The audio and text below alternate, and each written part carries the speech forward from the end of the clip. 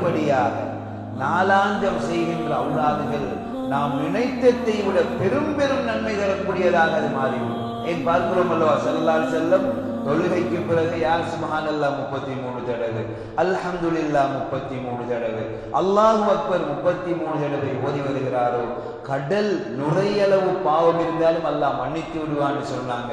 புகாரி முஸ்லிமுடைய அறிவிப்பு. திருமிதியிலே வருகின்ற அறிவிப்பின்படி நபிகள் நாயகம் ஸல்லல்லாஹு அலைஹி வஸல்லம் அன்னவர்கள்ட்ட ஏழ்மைப்பட்ட கஷ்டப்பட்ட சஹாபாக்கள் வந்து சொல்றாங்க, அல்லாஹ்வுடைய ரசூலே, பணம் இருக்கக்கூடிய செல்வந்தர்கள் ஹஜ்ஜி செய்யறாங்க, செல்வந்தர்கள் ஜகாத் கொடுக்கிறாங்க, நாங்க ஏழ்மைப்பட்ட மிஸ்கீன்கள் யா ரசூலல்லாஹ், பணம் இல்லாததினால் ஹஜ்ஜி செய்ய முடியவில்லை, ஜகாத் கொடுக்க முடியவில்லை என்ற கவலையோடு முறையிடுறாங்க சஹாபாக்கள்.